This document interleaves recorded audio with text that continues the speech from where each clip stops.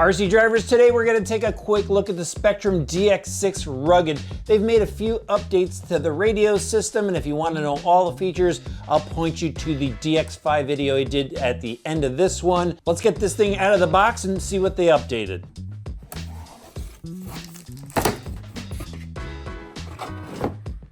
There it is, the DX6 Rugged, which looks just like my DX5 Rugged. There's very few physical changes on the outside of the radio. Still available in the 3 different colors. Green, obviously. They've got a gray black and an orange version. The sticker down here on the bottom, that's changed. So it now just says DX6. It has that Spektrum logo on it. But other than that, there's really no other changes other than the screen on the back. And this is a major change that I'll go over in a minute. But everything else looks pretty much the same. Underneath the panel here, let's open that one up. This is the one with the change.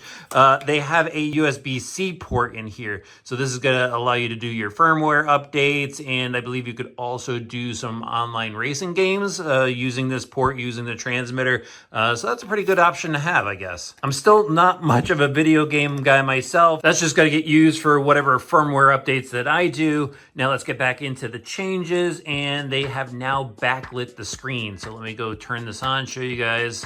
As you can see, we've now got a backlit screen, which will be much better for those guys that are running at night, at dusk or whatever. You'll be able to see the screen, make the changes that you need to. And on the previous version, they didn't have that. So yeah, it's just a standard screen there. Now the big change that I think a lot of people are going to like is actually the touchpad system. So this is actually, I think, revision number 3. The first one had a dial. Maybe there's another one in between. I don't remember. Gave my original away to my buddy Tony at Competition X.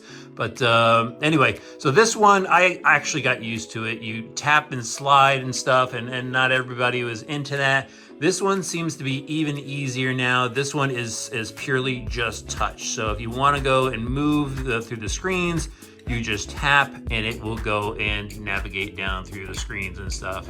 And I'm doing this while looking through a camera, so if I miss it, it may not scroll down, but trust me, this is way easier than the last version. It took me a while to get used to it. I did get used to it. This is gonna be definitely a lot easier. So the final changes is now it's a 6-channel system. So if you go down into the auxiliary area, you'll be able to see 4 options. Obviously, number 1 is steering, 2 is throttle, and then you'll have 4 others that you go to assign to a dig switch, 2-speed, maybe lights or a winch or whatever. So it's good that you have that ability. You can assign it to the different switches on the handle here or some of the trim buttons up top. So definitely improved for those that have multi-function RC cars. But I always found this to be a really comfortable radio as far as the grip goes.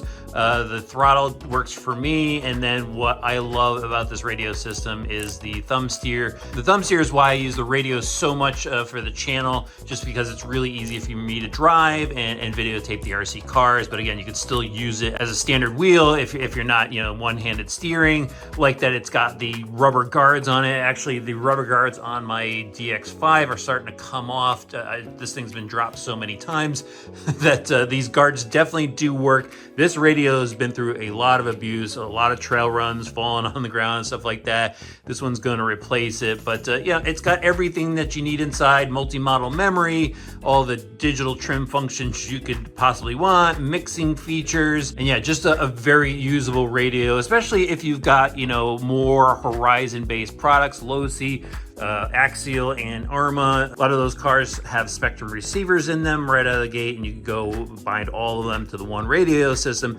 Just use one radio versus go in and swapping everything out or carrying all the different radio systems with you. So I'm truly a fan of this particular radio system. Definitely gets used a lot here, and that's the update, guys. That's what you need to know if you're going and looking for one of these. Definitely check out the DX6, you know, to make sure you're getting the updated radio system. Or, you know, if you find a deal on a DX5, it's not a bad radio either. You can go either way. You don't need to go and drop this one though in order to get this one. If you have this, I'd say definitely stick with it. You know, the only downside is you're one channel less. Maybe, you know, you don't get that backlit system, and if you're using this, you're probably used to the screen by now. So, all right, guys, I'll have links for everything in the video description below, and we'll see you back soon for some more RC Driver videos.